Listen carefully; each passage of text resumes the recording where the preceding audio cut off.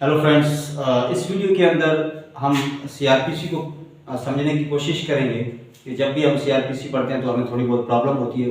वो क्यों होती है, उसके पीछे रीज़न क्या है। देखिए, जब भी हम सीआरपीसी पढ़ते हैं तो हमें प्रोविजंस तो समझ में आ जाते हैं कि प्रोविजंस के अंदर क्या लिखा हुआ है, मगर जो प्रोविजंस के अंदर एक कनेक्टिविटी है, जो उनका बीच जो उनका कनेक्शन है, वो हमें समझ में नहीं आता है। मतलब कि कब क्या चीज़ ऐड हो रही है, कब क्या चीज़ ड्रा हो रही है, तो ये चीज़ें हमें समझ में नहीं आती। सीआरपीसी में प्रॉब्लम होती है समझने में। तो उस प्रॉब्लम का सॉल्यूशन हम इस वीडियो में समझने की कोशिश करेंगे। किस तरह से कोशिश करेंगे कि सॉल्व करेंगे, किस तरह से हमने सीआरपीसी को पढ़ना है, किस तरह से हम सीआरपीसी को अच्छे तरीके से कवर कर सकते हैं।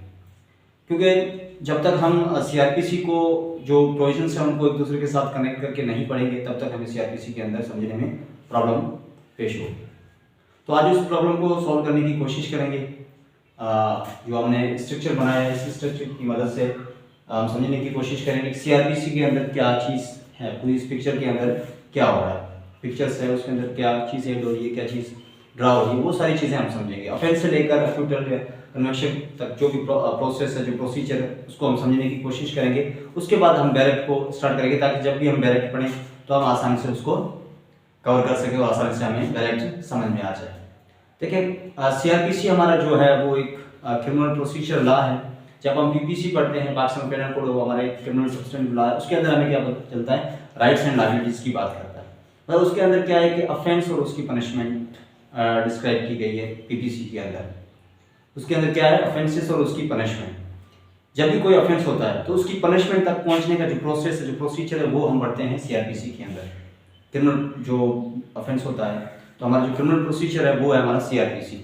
ठीक है, तो उसके अंदर जो हम पनिशमेंट तक पहुंचते हैं, कोई भी ऑफेंस हुआ तो अब उस ऑफेंस की पनिशमेंट तक पहुंचने के लिए जो प्रोसेस है वो हम सीआरपीसी के अंदर पढ़ते हैं कि कौन उसकी पनिशमेंट देगा, किस तरह से देगा, क्या प्रोसेस है, वो सारी चीज़ें हमें सीआरपीसी बताता है। ठीक है, जब भी कोई ऑफेंस होता है तो पीपीसी के अंदर जनरली हम यही देखते हैं कि ऑफेंसेस और उसकी पनिशमेंट। अब उस पनिशमेंट तक पहुंचने का जो प्रोसेस है वो हम सीआरपीसी के अंदर देखेंगे। अच्छा, जब भी कोई ऑफेंस होता है, तो उसकी सबसे पहले हम क्या देंगे, सबसे पहले उसकी हम देते हैं इंफॉर्मेशन। सबसे पहले हम कोई भी ऑफेंस होता है तो उसकी हम देते हैं इंफॉर्मेशन। अब सीआरपीसी के अंदर इंफॉर्मेशन देने के लिए कौन से ऑप्शंस हैं, क्या ऑप्शंस हैं, हम किस जगह पे इंफॉर्मेशन दे सकते हैं। तो सीआरपीसी हमें दो ऑप्शन बताती है, या तो हम जाएंगे मजिस्ट्रेट के पास, या हम जाएंगे पुलिस के पास। या हम जाएंगे मजिस्ट्रेट के पास, या हम जाएंगे पुलिस के पास। जिस फॉर्म में हम मजिस्ट्रेट को इंफॉर्मेशन देते हैं, जिस फॉर्म में हम मजिस्ट्रेट को इंफॉर्म देते हैं, तो उसको हम कहते हैं कंप्लेंट।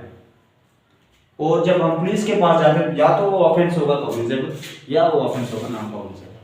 अगर वो नॉन कॉग्निजेबल ऑफेंस है तो उसके अंदर पुलिस एफआईआर के अंदर दर्ज करके हमें इन्फॉर्मर को मजिस्ट्रेट के पास भेज देती है, जो करना है मजिस्ट्रेट करे। अगर वो कॉग्निजेबल ऑफेंस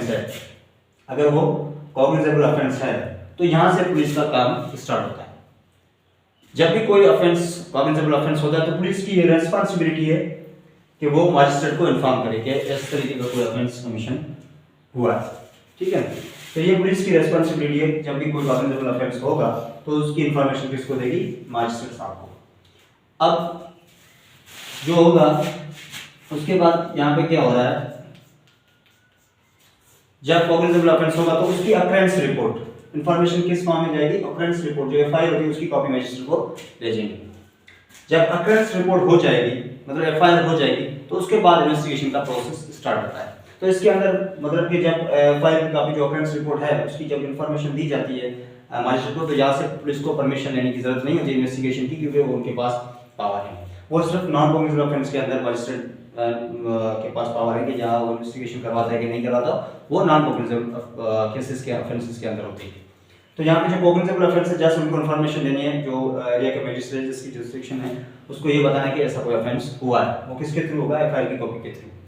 ठीक है, जब अब होगा प्रोसेस किसका, इन्वेस्टिगेशन का। अब इन्वेस्टिगेशन के अंदर क्या होगा, पर्सन्स को बुलाया जाएंगे, जो वहाँ पे होंगे विटनेसेस, जो भी पर्सन्स होंगे उनको बुलाया जाएगा। तो उनकी क्या होगी, अटेंडेंस होगी, उनको बुलाया जाएगा। उसके बाद उसका क्या हो जाएगा, एग्जामिनेशन हो जाएगी। ठीक है, पहले उसकी क्या होगी, अटेंडेंस होगी, उसके बाद एग्जामिनेशन किया जाएगा उनको। अच्छा, जो वो डेली बेस पे जो एक इन्वेस्टिगेशन कर रहे हैं, पुलिस जो कर रही है, तो वो उसको एक डायरी के अंदर मेंशन करेगी, तो उसको हम कहते हैं पुलिस डायरी। हम उसको कहते हैं पुलिस डायरी। अच्छा, ये सब सारी जो इन्वेस्टिगेशन कंप्लीट होगी, ठीक है ना, सारी जो इन्वेस्टिगेशन कंप्लीट होगी तो एक रिपोर्ट तैयार की जाएगी पुलिस की तरफ से, जिसको हम कहते हैं पुलिस रिपोर्ट। अच्छा, पूरी इन्वेस्टिगेशन, अच्छा इन्वेस्टिगेशन के दौरान उस पर्सन को अरेस्ट भी कर सकते हैं। जो इन्वेस्टिगेशन होती है उसका मतलब क्या है, कलेक्शन ऑफ एविडेंस। हम इन्वेस्टिगेशन को क्या कह सकते हैं, कलेक्शन ऑफ एविडेंस, ठीक है। तो जब ये कलेक्शन ऑफ एविडेंस कंप्लीट हो जाएंगे, पूरी इन्वेस्टिगेशन हो जाएगी, एफआईआर होगी, उसके बाद अटेंडेंस पर्सन्स को बुलाया जाएगा, उसकी एग्जामिन किया जाएगा, जो सारी चीज़ें जो अपनी इन्वेस्टिगेशन के अंदर डेली जो इन्वेस्टिगेशन हो रही है वो एक पुलिस डायरी के अंदर दर्ज किया जाएगा, और उसके बाद एक कंप्लीट कंक्लूजन बनेगी, मतलब पुलिस रिपोर्ट बनेगी। अब पुलिस रिपोर्ट में दो चीज़ें होंगी, या तो पुलिस को लगेगा हाँ भाई इसने ऑफेंस किया है पर्सन ने, या तो लगेगा कि इस पर्सन ने ऑफेंस नहीं किया, वो सारी चीज़ें अपनी डायरी के अंदर मेंशन करेगी। तो अगर लगता है पुलिस को कि ऑफेंस हुआ इस पर्सन ने किया, तो उसको हम कहते हैं चार्जशीट। हम पुलिस रिपोर्ट को हम दो पार्ट के अंदर डिवाइड करें, तो एक अगर लगता है कि पर्सन ने ऑफेंस किया है तो हम उसको कहते हैं चार्जशीट, अगर लगता है कि नहीं तो वो होगा क्लोजर रिपोर्ट, ठीक है। या तो वो उसने ऑफेंस किया है पर्सन ने, या तो ऑफेंस नहीं किया। तो ये जो होगी आपकी पुलिस रिपोर्ट होगी या चार्जशीट होगी, ये किसको भेजी जाएगी, ये भेजी जाएगी मैजिस्ट्रेट साहब, ठीक है, मैजिस्ट्रेट साहब। तो अब पुलिस का यहाँ पे काम खत्म, अब काम शुरू होगा मैजिस्ट्रेट साहब का कि अब क्या करना है, क्या करेंगे, कॉग्निजेंस लेगी। अच्छा, यहाँ पे कंप्लेंट, जब डायरेक्ट कंप्लेंट हम करते हैं मैजिस्ट्रेट को, तब भी मैजिस्ट्रेट उसको कंप्लेंट को एग्जामिन करेगा, उसके विटनेस को एग्जामिन करके कॉग्निजेंस लेगा। अब कॉग्निजेंस कब लेता है मैजिस्ट्रेट, या तो वो लेगा पुलिस रिपोर्ट पे, या लेगा वो कंप्लेंट पे, या एक तीसरा और भी ऑप्शन है जो ये है कि वो अपने खुद ऑन हिज पावर पे भी ले सकता है, खुद के पावर पे ले सकता है। अगर कोई भी सपोज के कोई भी ऐसा कोई एक्ट हुआ है, ऐसा कोई ऑफेंस हुआ है जो मैजिस्ट्रेट के सामने हुआ है, या कोई किसी और से उसको इन्फॉर्मेशन मिली है, तब भी वो कॉग्निजेंस ले सकता है, ठीक है। कॉग्निजेंस किसे कहते हैं, कॉग्निजेंस कहते हैं जब भी जुडिशियल प्रोसेस से कोई भी इंफॉर्मेशन, कोई भी नॉलेज मैजिस्ट्रेट को पता चलती है, दी जाती है, जिसको वो रिकग्नाइज करता है, तो उसको हम कहते हैं कॉग्निजेंस, ठीक है। अब कॉग्निजेंस लेगा, तो कॉग्निजेंस लेने के बाद क्या होगा, पर्सन्स को बुलाया जाएगा, ठीक है, पर्सन्स को बुलाया जाएगा कि भाई आए, ठीक है। तो होगा issue of process, issue of process, अगर या तो समन जारी किया जाएगा या वारंट जारी किया जाएगा, या तो समन जारी किया जाएगा या वारंट जारी किया जाएगा, इशू ऑफ प्रोसेस। अच्छा, उसके बाद क्या होगा, अब केस ओपन कौन करेगा, जब भी कोई ऑफेंस होता है तो किसके अगेंस्ट ऑफेंस होता है, वो होता है स्टेट के अगेंस्ट। तो कौन केस ओपन करेगा, किसकी रिस्पांसिबिलिटी है, किस पे बर्डन ऑफ प्रूफ है, वो प्रोसिक्यूशन पे। तो केस ओपन कौन करेगा, प्रोसिक्यूशन ओपन करेगा। कौन लेके आया है पर्सन को, स्टेट के पीआर, प्रोसिक्यूशन लेके आएंगे, भाई ये इसके पे एलिगेशंस हैं, ये हमारे विटनेसेस है, ये हमारे एविडेंस हैं, इसलिए हम इसको लेके आएंगे। तो प्रोसिक्यूशन इसको ओपन करेगा। जब प्रोसिक्यूशन को सुना जाएगा, ठीक है, अगर मैजिस्ट्रेट को लगता है कि हाँ इस केस के अंदर कुछ भी नहीं है, सारी चीजें बकवास है, कुछ भी नहीं, पुलिस वगैरह ये सारी जो रिपोर्ट वगैरह है कुछ भी नहीं बकवास, तो उसको किया जाएगा सिंपली डिस्चार्ज, कि भाई आप चाहें, उसको सिंपली किया जाएगा, उसको डिस्चार्ज कर दिया जाएगा पर्सन को। अगर लगता है कि हाँ कुछ जब इस केस के अंदर है, तो फिर क्या होगा, फ्रेमिंग ऑफ चार्ज फ्रेमिंग बताया जाएगा कि भाई ये आपके पे एलिगेशन है, ये चीजें हैं, ये जो पुलिस रिपोर्ट इतनी बारी भरकम लेके आई है, ये आप पे एलिगेशन है, तो आप क्या कहते हैं, ठीक है। तो अगर पर्सन अक्यूज वो पर्सन गिल्टी तस्लीम करता है, गिल्टी तस्लीम कर देगा, हाँ मैंने किया है, तो यहाँ पे उसको सजा आ जाएगी, कन्विक्शन उसको हो जाए, ठीक है। अगर वो कहता है कि मैंने ऐसा कुछ भी नहीं किया है, मतलब गिल्टी प्लीड नहीं करता, तो क्या होगा, आगे प्रोसेस चलेगा। प्रोसिक्यूशन के विटनेस आएंगे, उसके एविडेंस आएंगे, उसको सुना जाएगा, फिर जो अक्यूज है वो अपने डिफेंस के अंदर अपने एविडेंस और विटनेसेस लेके आएगा, ठीक है। तो उसके बाद कोई फाइनल रिपोर्ट होगा, या तो उसको अक्यूटल हो जाएगा या वो कन्विक्शन हो जाएगी, ठीक है। तो ये जो हमारा प्रोसेस है सीआरपीसी के अंदर, तो इसके बीच के अंदर जब इन्वेस्टिगेशन के दौरान उसको अरेस्ट भी कर सकते हैं, अरेस्ट हम अलग वीडियो के अंदर समझेंगे। बाकी ये जो चीज़ है लेकिन जब भी कोई ऑफेंस हुआ तो उसकी सबसे पहले हम इंफॉर्मेशन देंगे या तो मजिस्ट्रेट के पास देंगे या फिर पुलिस के पास। अगर वो कॉग्निजेबल ऑफेंस है तो उसकी क्या की जाएगी, ऑफेंस रिपोर्ट जो एफआईआर हम कहते हैं एफआईआर होगी। उसके बाद अटेंडेंस पर्सन्स को, जो शख्स हैं वहाँ पे जिसने देखा तो उनको बुलाया जाएगा, उसकी अटेंडेंस होगी, उसको एग्जामिन किया जाएगा। फिर उसको जो डेली रोजमर्रा के अंदर जो इन्वेस्टिगेशन हो रही है वो पुलिस डायरी के अंदर मेंशन करेंगे। फिर एक पूरी पुलिस रिपोर्ट तैयार होगी जो कि 2 पार्ट के अंदर डिवाइड है। या तो उसके अंदर लिखेंगे कि भाई इस पर्सन ने ऑफेंस किया है, या तो नहीं किया। तो उसको अगर किया तो हम उसको कहेंगे चार्जशीट या फिर क्लोजर रिपोर्ट। तो ये पेश की जाएगी मजिस्ट्रेट को ताकि वो कॉग्निजेंस ले। जब मजिस्ट्रेट कॉग्निजेंस लेगा तो किस बातों तीन हमारे पास ऑप्शन है सीआरपीसी हमें बता दी, या तो वो पुलिस रिपोर्ट पे लेगा या फिर कंप्लेंट पे या फिर ऑन हिज पावर पे लेगा। तो जब कॉग्निजेंस लेगा तो क्या होगा, इशू ऑफ प्रोसेस, मतलब कि समन्स जारी किए जाएंगे या फिर वारंट जारी किया जाएगा कि अक्यूज को बुलाया जाए, हाजिर किया जाए। उसके बाद क्या होगा, प्रोसिक्यूशन ओपन करेगा कि भाई प्रोसिक्यूशन स्टेट के बिहाफ पे आया तो भाई प्रोसिक्यूशन ही ओपन करेगा कि भाई इसने ये ऑफेंस किया है इसलिए आप लेके आए। तो अगर लगता है कि मजिस्ट्रेट को लगता है कि हाँ इस केस के अंदर कुछ है या नहीं, अगर को लगता है कि कुछ भी नहीं है, ऐसा बकवास है, तो कहानी है कि तो उसको डिस्चार्ज किया जाएगा। अगर कुछ लगता है तो फिर चार्ज फ्रेम होंगे, बताया जाएगा ये चार्जेस आप पे हैं, एलिगेशन हैं। तो या तो अगर वो गिल्टी प्लीड करता है तो उसको कनेक्शन हो जाएगा, अगर वो नहीं करता तो आगे प्रोसेस चलेगा। प्रोसिक्यूशन के विटनेसेस एविडेंस आएंगे, फिर डिफेंस के अंदर अक्यूज अपने लेके आएगा, तो फिर जो आप फाइनल जो फैसला होगा या तो वो अक्यूटेड हो जाएगा या वो कन्विक्शन।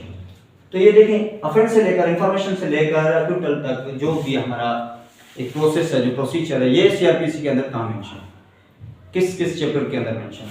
तो हमने इस स्ट्रक्चर का पढ़ने का या इसको समझने का मकसद जो है, जो रीज़न है, वो ये है कि हमें इनका कनेक्शन पता चलना चाहिए कि जब भी हम कोई प्रोविजन पढ़ें तो हमें पता चले कि हम किस स्टेज की बात कर रहे हैं, क्या हम इन्वेस्टिगेशन की बात कर रहे हैं, क्या हम किस चैप्टर को पढ़ रहे हैं, इन्वेस्टिगेशन को पढ़ रहे हैं, इंक्वायरी को पढ़ रहे हैं या ट्रायल को पढ़ रहे हैं। तो ये चीज़ें समझ में आनी चाहिए, किस स्टेज की बात करें, क्या कनेक्शन है उसके बीच में, क्या चीज़ ऐड हो रही है, क्या चीज़ ड्रा हो रही है। तो ये सारी चीज़ें हमें समझ में आनी चाहिए। तो अगर हम देखें तो इंफॉर्मेशन जो होती है, तो इसका जो सीआरपीसी के अंदर कहाँ पे मेंशन है, जो ये है नॉर्म 155 सेक्शन 155 154 एफआईआर आपकी 157 के अंदर अटेंडेंस आपकी होगी 160, एग्जामिन किया जाएगा 161। अच्छा, पुलिस जो डायरी है उसकी आपके सेक्शन है इसके अंदर 172 और पुलिस रिपोर्ट है 173 और उसके अच्छा कंप्लेंट जो हमारी है वो 200 सेक्शन 200 के अंदर, ठीक है। उसके बाद कॉग्निजेंस है 190 सेक्शन नंबर 190। तो देखें ये डिफरेंट चैप्टर्स के अंदर है। फिर उसके बाद है इशू ऑफ प्रोसेस, ये हमारा है सेक्शन 204। उसके बाद प्रोसिक्यूशन जब ओपन करता है तो उसका है आप देखें 265 ए हम पढ़ेंगे, क्योंकि मजिस्ट्रेट और जो हाई कोर्ट और सेशन कोर्ट का जो ट्रायल है उसके अंदर थोड़ा बहुत डिफरेंट है। वो हम जब सीआरपीसी को पढ़ना स्टार्ट करेंगे तो उसके अंदर हम ये कवर कर लेंगे, ठीक है। या तो उसको वो हो जाएगा डिस्चार्ज या होगा फ्रेमिंग ऑफ चार्ज, ठीक है। वो आपकी है 265 डी के अंदर फ्रेमिंग ऑफ चार्ज है। उसके बाद प्ली ऑफ गिल्टी जो 265 ई के अंदर है और उसके बाद अक्यूटल या कन्विक्शन वो आ जाते हैं हमारे 265 एच के अंदर, 265 एच के अंदर। तो ये देखें डिफरेंट चैप्टर्स के अंदर ये सारी चीज़ें मेंशन की गई है, फिर उनके बीच के अंदर और भी चीज़ें आ जाती है। तो इस हवाले से हमने इसको क्यों समझा, क्यों हम समझ रहे हैं इसको, ताकि हमें इस पिक्चर का पता चले कि इस पिक्चर के अंदर चल क्या रहा है। इस स्ट्रक्चर का मतलब क्या है कि जो सीआरपीसी की जो एक पिक्चर चल रही है तो इस पिक्चर के अंदर चल क्या रहा है।